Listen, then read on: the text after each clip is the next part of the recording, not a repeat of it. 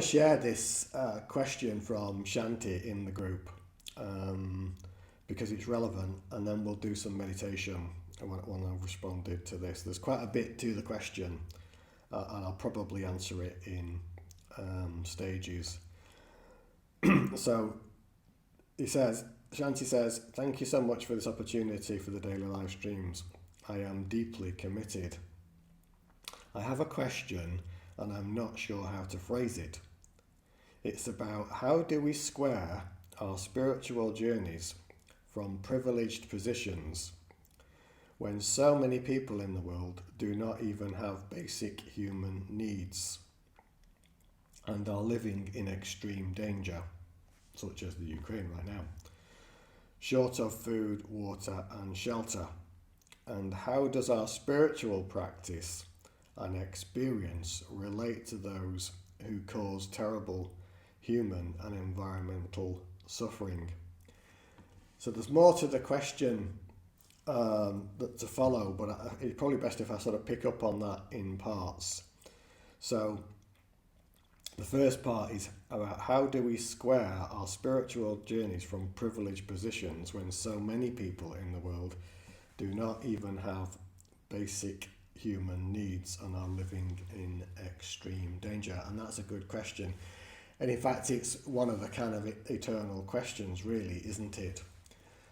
But you only have to look across the course of human history and you will see, even to this present day, as we're experiencing very clearly now, that kind of suffering has been present pretty much as a constant throughout human history.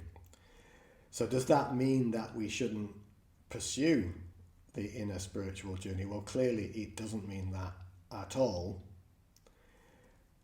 Actually, that in itself, and the mere fact that that is there, is a profound invitation to come to the realization of this inner peace, because until that is recognized and realized, not only will you be suffering personally, but at the extreme end of the identification that I am this body-mind and the beliefs of body-mind is war.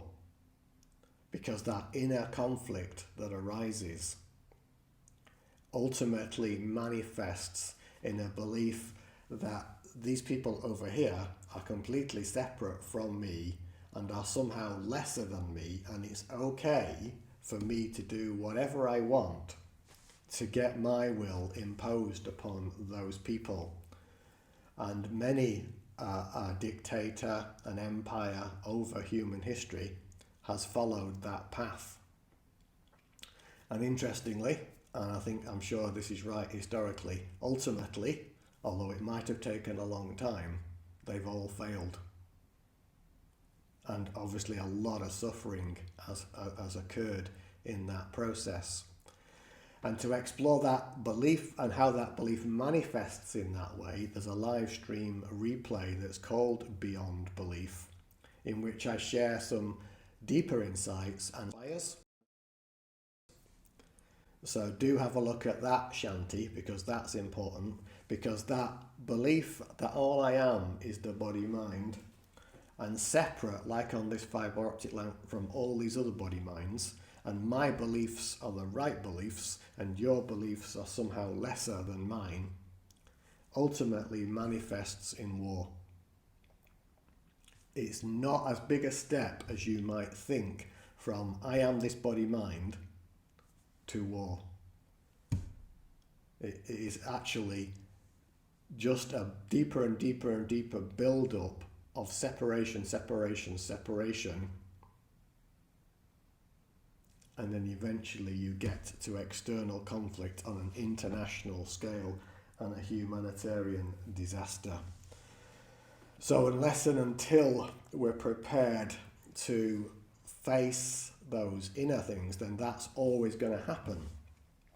So it's in fact very important, therefore, to be open to our spiritual journey, because we can see the consequences right in front of us of just staying as we are and believing that all we are is the body-mind in extreme circumstances.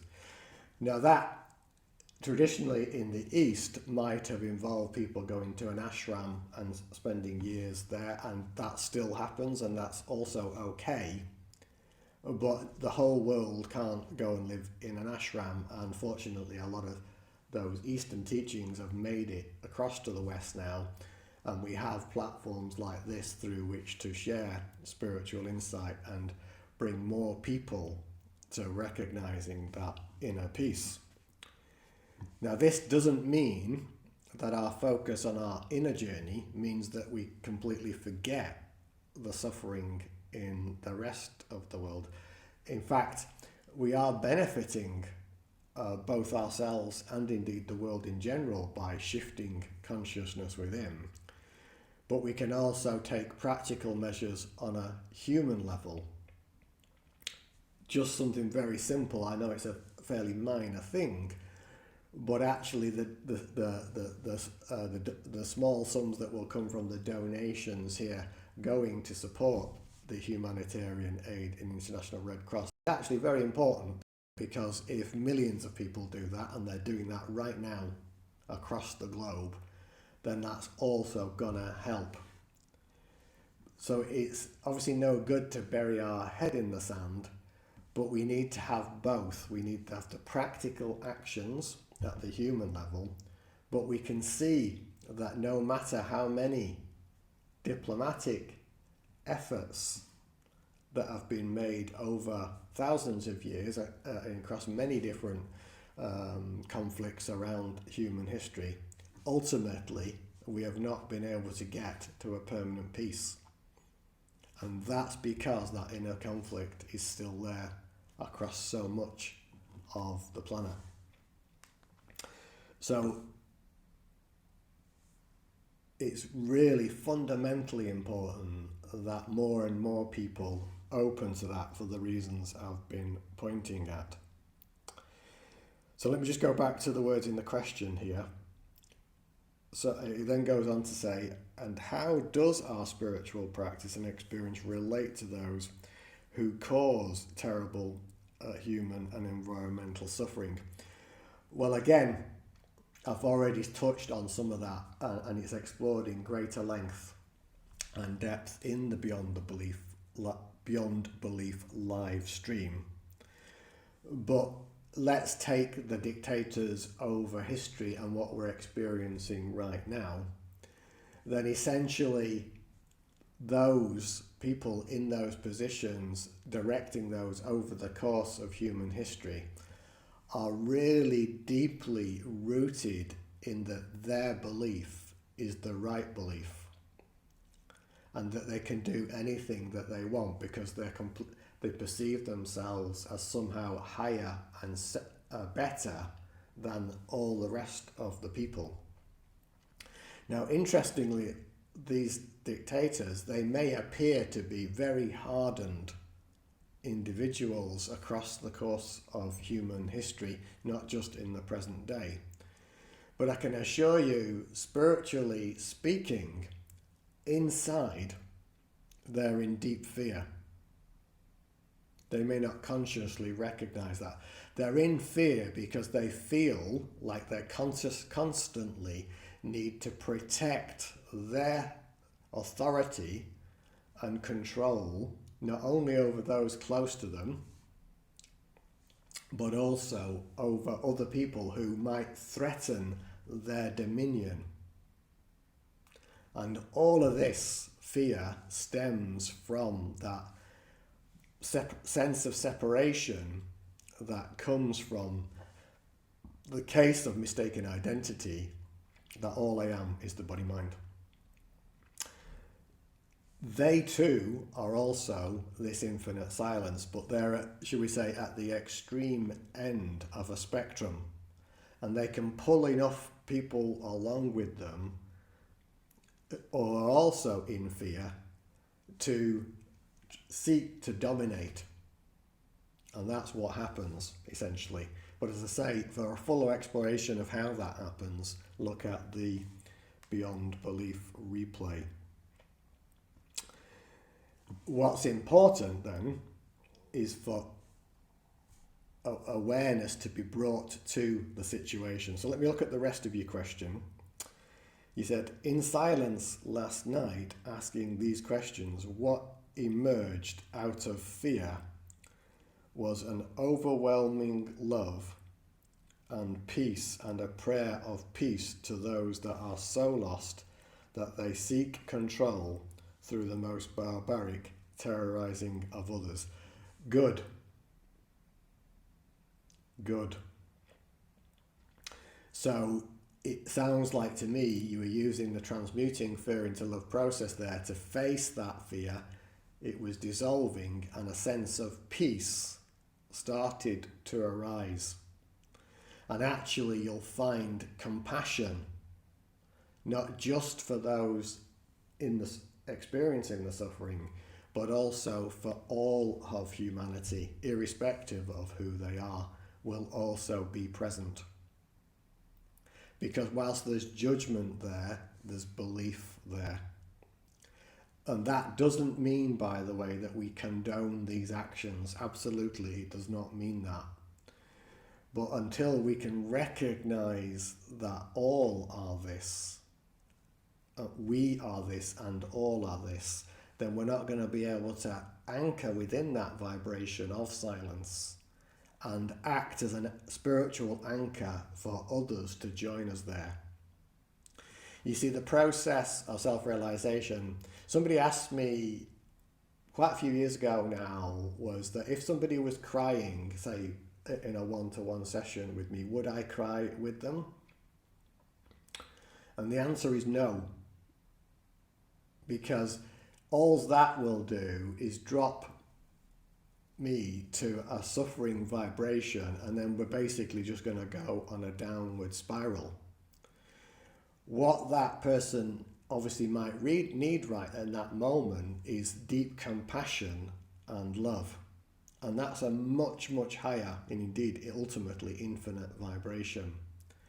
And if you can imagine it this way, if the vibration of love and inner peace is up here and suffering is down here, and this one is held rock steady, then in the same vibrational space, what's going to happen is that this one will be touched by this higher vibration, because everybody is this. Everybody is this. And by being this anchor, people will start to entrain, rise up to, and meet you, so to speak, at this higher vibration. And that ultimately is the role of a realized being, to act as that spiritual anchor. It's not that the others aren't it. Everybody is it. But when belief is so focused and so dense, then you just go on a downward spiral. So that's very important about holding and embracing and resting as this higher vibration. Going on to the rest of the comment, but he says, but it felt that this does nothing, that those are truly suffering in this moment. So I was left feeling bemused. What is it all about? But then, is it true that human consciousness rises as more realize lasting peace? And I speak from direct experience here now, Shanti. Certainly it is my experience over sharing this message now continuously for 8 years, is that if one is anchored and rested in this vibration, it will naturally and effortlessly ultimately invite people to join you there. And the amount of shifts in consciousness that I have seen, whether in one-to-one sessions or groups here in the Universal Studio, or online on Zoom sessions, or even here on Insight Timer, people start to get a shift in awareness just by the continuous immersion in that pointing to truth and that holding of that vibration. So that you don't need to believe anything I say about this, simply because the fact that we are already this, and your heart knows this, and it recognizes the truth behind the pointings, then eventually that's always going to dissolve the beliefs. There can be two kinds of reactions, two extremes to the reactions to this. One is people melting into that space and experiencing profound shifts in consciousness, and I've seen that so many times. Also, it can have a reaction on people who are deeply lost to shine. It's kind of like shining a light on the darkness within them, and they can have a fear reaction. But ultimately, that will eventually dissolve. It may take time for that to happen, but the raising of consciousness will always lead to this entrainment that I've talked about. So that's quite a bit of response there to the question, Shanti. I hope that's been helpful to you. And as I say, do listen to the Beyond Belief live stream replay, for that is addressed in greater depth there. So I can see quite a few donations have come in, so I just want to say thank you for that. It helps Insight Timer, and it's also going to help the International Red Cross, so thank you so much for that, for these 7 live streams, that is. What's guest saying here? If you had the opportunity to speak, I think you mean speak to Vladimir Putin about infinite silence, what would you say to him? That's a good question, because I've never met the guy, but when somebody like that, and there's no judgment here in what I'm about to say, is deeply lost in a belief-based story, they will find it incredibly hard to hear, because it would feel like I am speaking Chinese to them, a completely different language, and they would not be able to hear me. I don't mean physically hear me, but they would not be able to hear the message. Far better in such a situation is to simply be with that person without judgment.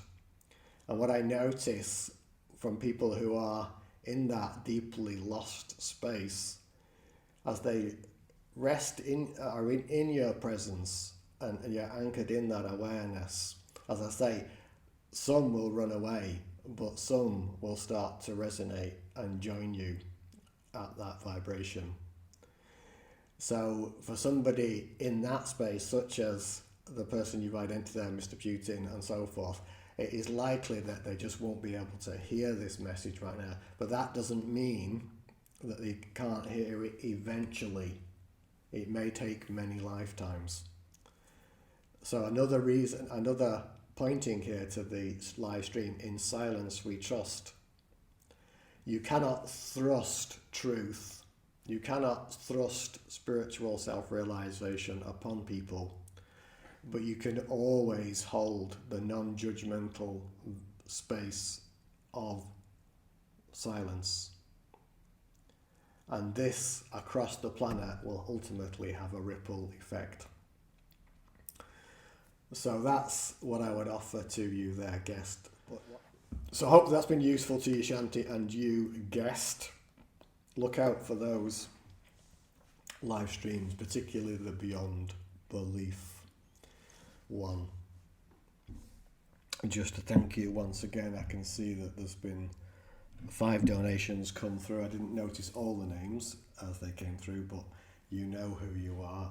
Thank you for that. As I say, these 7 streams, those donations are all going to the International Red Cross, which came to me in meditation, and to put those donations to this. Sue and I, my wife and I, have already made a donation personally but we'll be putting this to it as well. Nicole Amber, thanks for sharing that. Nicole Amber says, I sat with someone who watched me cry for an hour with such compassion and no words. It was beautiful. And that's really exactly what I'm pointing at. Just being present without any judgment and allowing that to happen. And naturally, that process will just unfold in the way that it's meant to. I can see Shanti was happy with the insights on his questions, so that's good. And Guest says, thank you for that, Philip. You're the best. Bless you. Thank you for that, Guest.